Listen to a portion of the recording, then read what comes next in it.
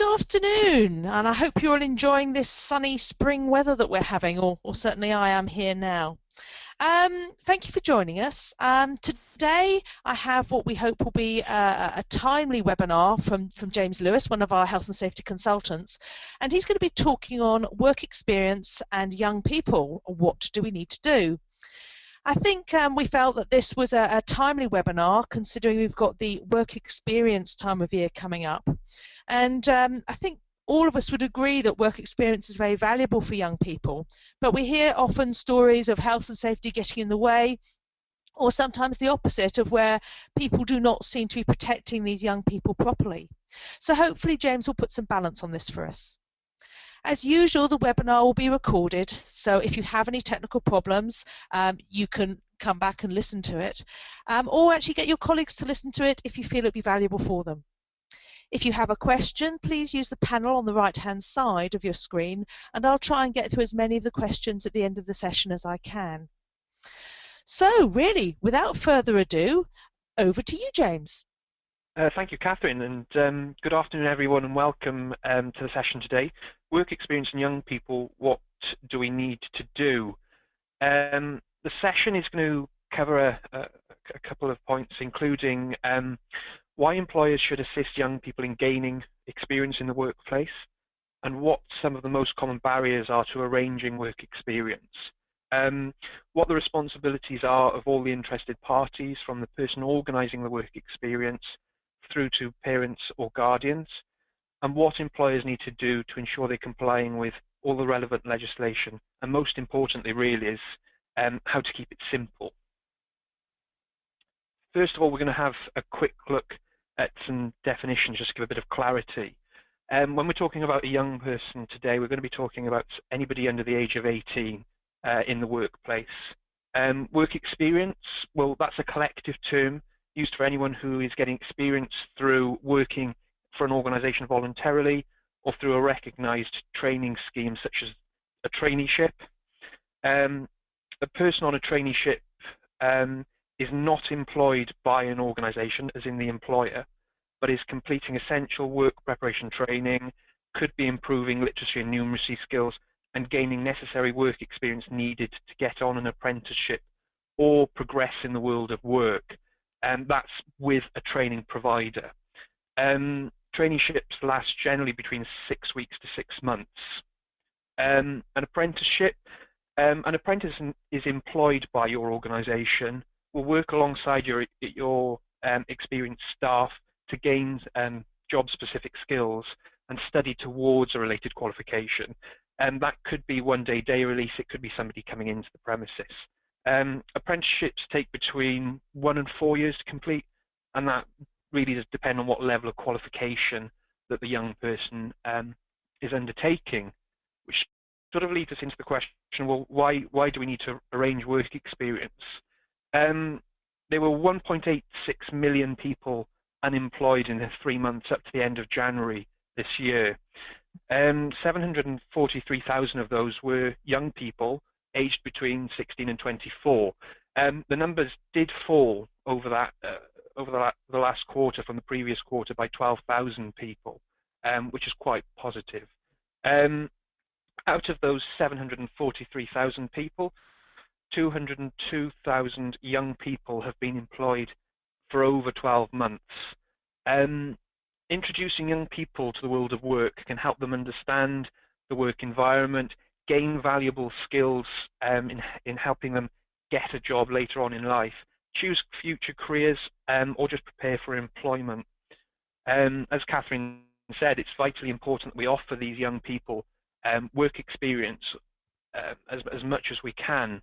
But unfortunately, there are a number of barriers. If you want to employ a young person, really good, but there are still a number of barriers out there. There are a large number of reasons for high youth unemployment levels in the UK. It includes sometimes young people not having the necessary number of qualifications or possibly the necessary skills needed for the world of work. Employers sometimes want more experienced staff. The expectations that young people have of the world of work sometimes don't match up with that of organisations. A lack of jobs, and the perception sometimes employers have towards young people can be quite negative, and sometimes there are overly bureaucratic health and safety checking processes. Today we're going to concentrate on what the legal requirements are when you employ a young person or when you take a work experience placement, and how to apply those bits of legislation. We're going to be looking at two pieces specifically of legislation. Firstly, the Health and Safety Training for Employment Regulations 1990. The Health and Safety Executive reviewed guidance available for these regulations in June last year. The guidance describes the application of the regulations, which are extending the coverage of health and safety legislation to all those receiving relevant training. It updates earlier guidance in the light of changes to relevant training schemes, number of training providers, different training options. More specifically, the regulations extend the meaning of the word work in the Health and Safety at Work Act to include relevant training. So basically, relevant training equals work when you're looking at the Health and Safety at Work Act. Consequently, those provided with relevant training are treated as employees of the immediate provider of training. For example, if a training provider contacted your organisation asking if a young person specifically on a traineeship could undertake a period of work experience with your organisation, they would technically be an employee of the training provider and an other to your organisation. If after the period of work experience on a traineeship, the training provider and yourselves decide to take on the trainee, or you're approached by another training provider about taking on an apprentice, and you agree, the young person will then become an actual employee of your organisation. Training providers, we've talked about them a little bit. They can be charities, they can be educational establishments, local authorities, sometimes chambers of commerce or businesses. The health and safety responsibilities of those training providers will depend greatly on the nature of the training they give to the trainee. Some of it will fall within the definition of relevant training. For example, when the training provider is the immediate provider of the work experience, as we've discussed, but some, for example, training carried out in an educational establishment or interviews to assess the progress of training needs may not be. Well, we've talked about it, this relevant training. What do we mean? Well, relevant training is defined by the HSE as work experience provided pursuant to a training course or program, or training for employment, or it can be both. Well, what does that mean? Basically, all young people who undertake work experience in a workplace.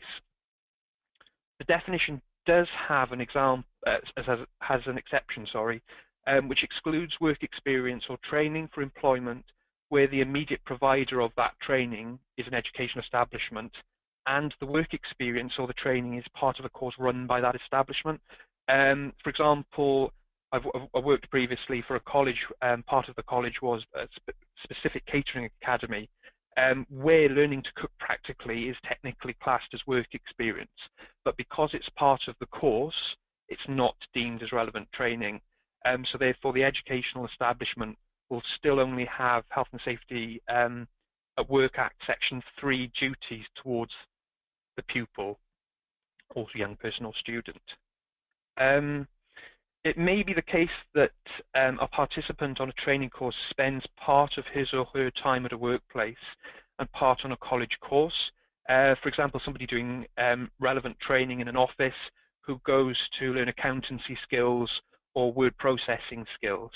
They'd be an employee at the office, but their attendance at college would fall outside the definition of relevant training, and the college would still only have Health and Safety at Work Act Section 3 responsibilities.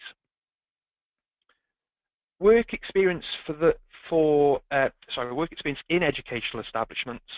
Those who attend places like schools, colleges to gain work experience, for example, trainee teachers, cooks, or secretaries, they're all doing relevant training whilst in that educational establishment, and the educational establishment still has Section 2 responsibilities. This is because the work experience or the training is not provided on a course run by the establishment. For example, teaching practice is part of a course run by a university, not part of a course run by the school in which the work experience takes place. When it comes to work experience for school and young people, if you get a school or college phoning up to say, are you happy to take somebody for some work experience, that young person will in most cases be doing relevant training with your organisation, and your organisation will have to treat them as an employee. Those pupils are generally year 9, sorry, no, they're not, they're year 10 or year 11. The other legislation we're touching on today is the management of health and safety at work regulations. Specifically, Regulation 19 requires employers to take into account certain considerations when employing young people, including the lack of experience or the absence of awareness of existing or potential risks, or actually the fact the young person may not yet have fully matured. To do this, the HSC guidance note, Young People and Work Experience, advises you to consider a number of considerations: the layout of the workplace, the physical, biological and chemical agents that the young people or young person may be exposed to, and how they will handle work equipment, how the work and processes are organized, and the extent of training that that young person or supervision that that young person needs whilst in your care, and any particular risks from particular agencies, processes, or work. The management regulations approved code of practice, which has now been removed, as many of us know, has a sentence: the employer needs to carry out the risk assessment before young workers start work and to see whether risk remains, taking into account of control measures in place as described in Regulation 3. This is still broadly true.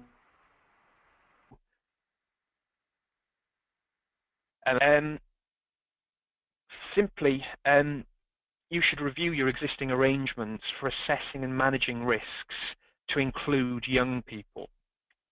Regulation 3 of the management regulations, risk assessment, requires organizations to consider who could be harmed and how by their activities.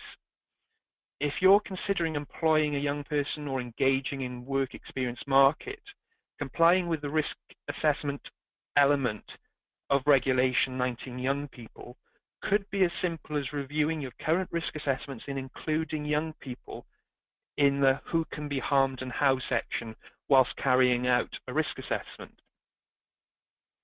The Health and Safety Executive advises that low-risk environments such as offices will probably have, will have everyday risks that will probably be familiar to young people, and as such, the existing arrangements that that organization has for other employees should be enough. However, in organizations with slightly higher levels of risk, or with less familiar, or with risks that are less familiar to young people, such as theatres, could be garages, could be warehouses, you will need to make arrangements to manage risks, which could include specific inductions for young people, additional supervision, or it could be site familiarizations. But really, whatever risk level your organization is, there is no need to create additional paperwork for the sake of creating paperwork. You should avoid repeating risk assessments if a new young person is broadly of a similar level of maturity and understanding to one you've had previously and has no particular or additional needs to those you have had. You don't need to repeat the assessment.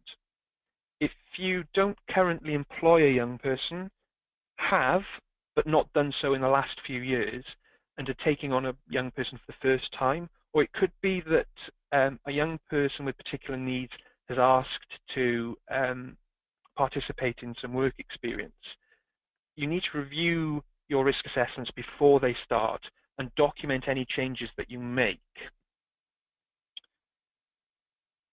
One of the valuable steps is to discuss the placement in advance with organisers and take into account what the parents or guardians tell you of the young person's physical and psychological capability and any particular needs. For example, because of health conditions or any specific learning needs that that young person may have. If a young person does have particular needs, they need to be considered and sensible control measures implemented to ensure the effect work has on them does not affect their safety or the health. There are, you could broadly say there are 4 categories for stakeholders when it comes to arranging work experience specifically. There's the work experience organizer, which could be a training provider.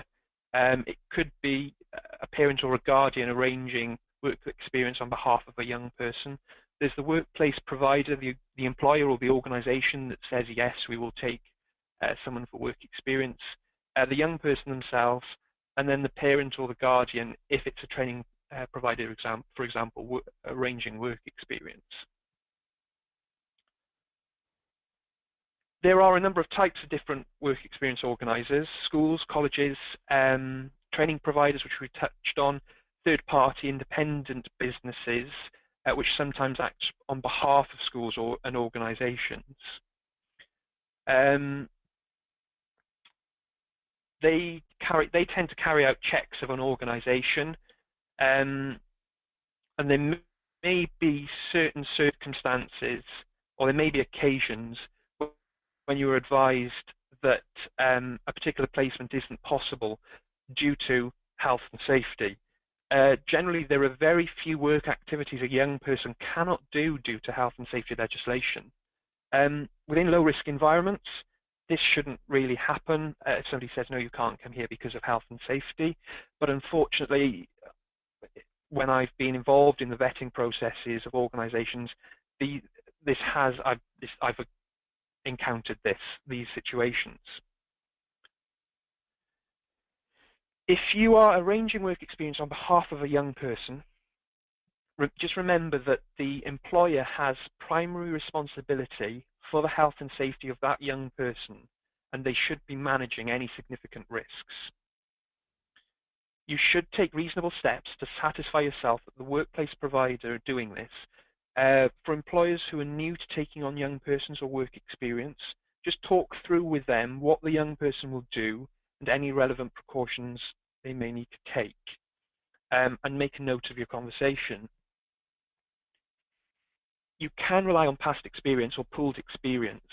For example, within the local authority area, you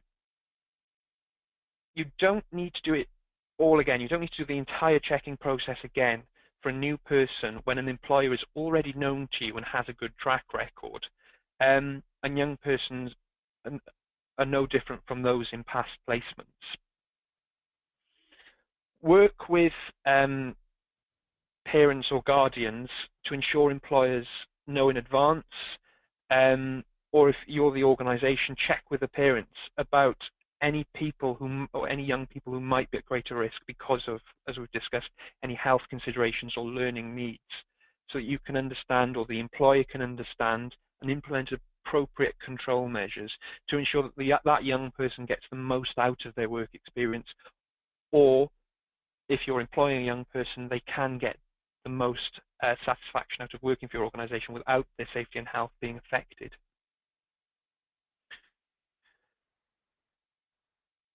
Most importantly, for people that are organising work experience placements on behalf of young people, the checks you carry out on the organisations need to be proportionate to the environment in which the young person is being placed. As we mentioned earlier, in a low-risk environment such as an office, with everyday risks that, as we discussed, will probably be familiar to that young person, speaking to the employer, requesting a copy of the necessary insurance, and making a record of the discussion should be adequate. When you're placing a young person in an organisation with a less familiar risk, such as hairdressers. You could be placing them into a restaurant, a hotel, some care organisations. Talk to the employer and just confirm that they have arrangements for managing risks, such as risk assessments, method statements, and any training processes. This will also need to include induction, what supervision that young person will be provided with, what sort of site familiarization, and any protective equipment that that young person might need.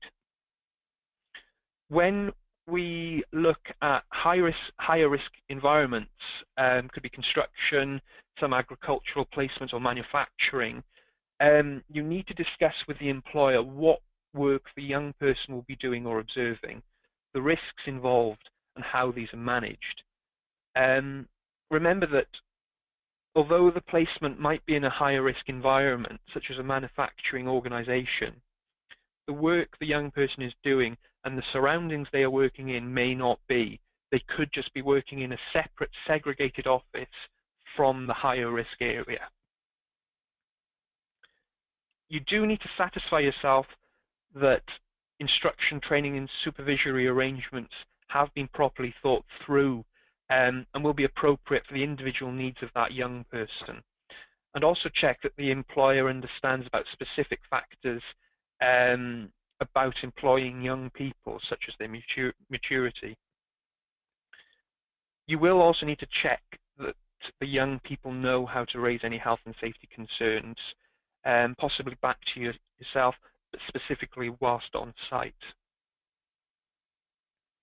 There are a few things that the HSE advise that you don't do, as they increase the burden on employers or seem sometimes overly bureaucratic or paperwork heavy.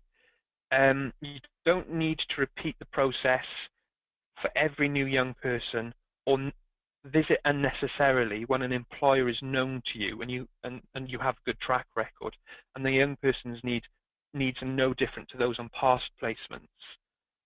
You don't necessarily need to seek additional paperwork for assurance purposes or second guess the employer's risk assessments or their control measures.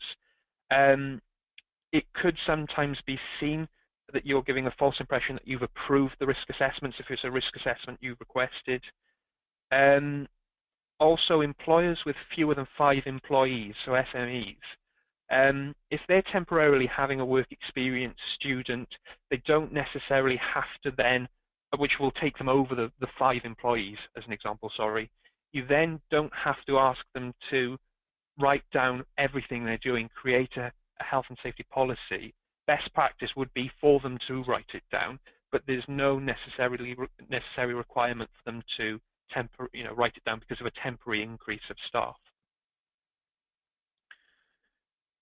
Also, don't duplicate checks on employers. If people are using a third party to arrange placements, you need to work with them to make sure the employers or the organisations are not requested to do things twice, or they're not vetted twice. Those types of common sense approaches. When it comes to the organisations, we've briefed on the legal requirements that they need to comply with, and just given some very brief potential actions for them to take. The main point to take away from today is that if you treat young people as employees, regardless of whether they're on relevant training, and you consider what effect the work we'll be doing or observing has on their safety and health, and if you consider their maturity, their lack of experience, if that's documented in your existing risk assessment processes, you will probably be doing everything you need to. Your existing employer's liability insurance policy will cover young people and work experience as long as your insurer is a member of the Association of British Insurers, or Lloyd's.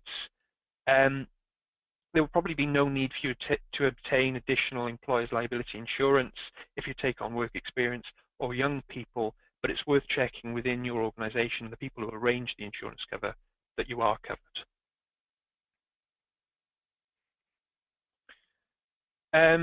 Sort of summarise the points organisations and employers need to carry out. You just need to simply use your existing arrangements for risk assessment and managing risks and include young people in that scenario. If you have fewer than 5 employees, you're not required to have written risk assessments or document your management system per se. If, like I've said, if it's a temporary increase because of work experience, there's no need to ask the organisation or for you to write everything down. Avoid repeating your assessment, your risk assessments. If a new young person to your organisation is broadly of a similar level of maturity and understanding, and has no particular additional needs, you don't need to duplicate those assessments. If you don't currently employ a young person, have in the past, but haven't over the last couple of years, simply review the risk assessments before they start to see if they still sort of cover what you would expect them to cover. Discuss the placement in advance with organisers, and take into account what they and the parents or guardians tell you of that young person's capability, whether that's physical or psychological capability, and any particular needs. Keep paperwork, any additional work, in proportion to the level of risk within the environment. As we've discussed, in a low-risk environment, office, shops, there are everyday risks which generally all young people will be able to associate themselves with. Your existing arrangements should suffice. Environments with less familiar risk, light assembly or packing facilities as an example, you need to make arrangements to manage the risks that will include young persons' induction, supervision, site familiarization and protective equipment. High-risk environments, construction, agriculture, manufacturing. Consider what work the young person will be doing or observing, the risks involved, and how these are managed, and document that. Satisfy yourself that the instruction, the training, and the supervisory arrangements you've put in place have been properly thought through, and that they will work in practice. You may need to consider specific factors in these high-risk environments that must be managed for young people. That includes noise, vibration, it could be toxic substances, it could just be COSH as an example, extreme temperatures, that's another one. Where these specific factors exist within your workplace, you should already have those control measures in place, and they will apply also to young people. There are age limits for the ability to use some equipment and machinery. That includes forklift trucks, woodworking machinery. Just ensure that if young people are required to use any of this equipment or machinery, that they are above the necessary age limits. And consider whether you need to do anything further to control the risks to young people. Explain to the parents or guardians of the young people what the significant risks are and what has been done to control them. This can be done in whatever way is the simplest, could be verbally, over the phone. And when you induct young people, explain the risks and how they are controlled, checking that they understand what they've been told. They may just say, yes, I understand, but try and probe and question a little bit just to gauge whether or not they've understood that. And finally, check if young people know how to raise concerns and that they feel comfortable that they can do it somehow, whether it's via email, whether it's speaking to someone, whether it's discussing it with someone. Parents and guardians do have responsibilities, which we've touched on throughout, and the specific responsibility when it comes to young people and work experience. If your child or the child has a medical or behavioural issue or a specific learning need, it could be something as simple as, something along the lines of asthma, you need to let the organisation know, or the organiser of the work experience know, so that suitable control measures can be implemented. Thanks for listening, everyone. Catherine, are there any questions? Yes, James, thank you very much for that. And yes, we have had a couple of questions through, but actually, as far as my personal experience with having been a mother of a young person doing work experience, it would be nice if people could take a more common sense approach to these things. I think we do get ourselves a bit tied up in things. Yes, one of the questions we've had come through was, does an employer have to carry out a separate risk assessment if they employ a young person? Well, there's no requirement for an employer to carry out a separate risk assessment specifically for a young person. If they haven't previously employed a young person, they need to review their existing risk assessments, and like we've discussed in the presentation, just take into account when you're looking at the hazards and associated risks, what the young person's lack of experience, their possible lack of maturity, what effects they could have, and what control measures you need to implement. But that should be part of your normal risk assessment process rather than carrying out a specific young person's risk assessment. It may be that when Thank you. a young, it could be that perhaps when a young person comes into the organization, they've got a specific requirement. As an example, a young person with asthma may want to go into a workshop environment. It could be that dust in that environment could have an effect on that young person's health. So that would be when you just need to look at what necessary control measures or additional control measures are required. Thank you. I've had a couple here about whether people should consider the travel to and from the work experience place. Good question. If a young person is on work experience, if we use adults as an example, traveling to and from work. So if you start work at 9 o'clock in the morning, for an example, if someone's traveling into work, technically that's not part of their remit. It's not, not part of their job description. It's not a business crucial task. I would say possibly not necessarily every point of journey. Access and egress into the building needs to be considered, yes. But if you're an organization such as, for example, Posturite, you don't necessarily need to consider, I would say, the travel issue. Catherine, would you agree with that? What are your thoughts on that? Yes, I think I would. I would actually like to look into that a bit more, and would suggest that maybe we'll put all the questions up afterwards. And if we've come across anything else, or if any of the people listening have a bit more of a view on that, we'd be interested to hear and share that with everybody. So, as I say, I'm very much with you on that, James. But I would probably just stop and just want to dig a little bit more, particularly if the travel was going to be a difficult travel or out of hours, that type of thing. Yeah, that's when it could have an impact.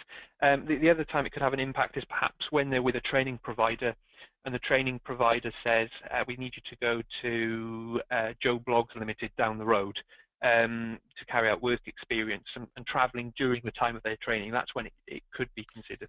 But I think I agree, Catherine. We'll have a bit of a deeper dig into it and see what we can come up with.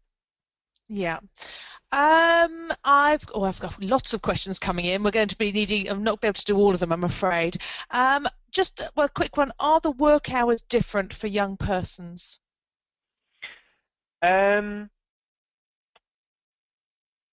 know what? I can't remember off the top of my head. Do you mind if we answer that one later on, Catherine? Is that okay? I need to go and double check.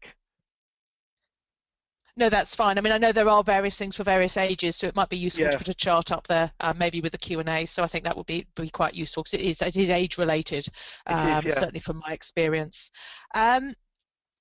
I think just one more, unfortunately, because of the time. I've got somebody who's saying they're planning on having 100 young persons carry out work experience. Are there any other recommendations that you would make with that volume of people on site? It depends on your organisation, and it depends what your organisation does. but also you need to take into consideration if that's a big influx of people to an already existing population. For example, if you've got 200 people and you're taking 100 people, I doubt that's the situation.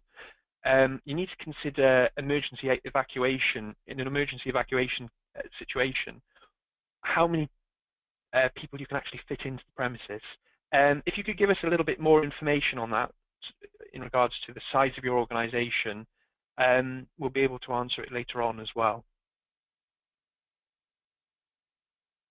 Okay, I think that's great. I think, unfortunately, due to the time, I know people probably want to sort of finish their lunch, have a walk, and then get back to work this afternoon. I think we're probably going to have to sort of finish it off there. But I know, James, I'll be sending you all the questions, and we'll have a chat about them later, and we'll be putting the questions and the answers on the website later.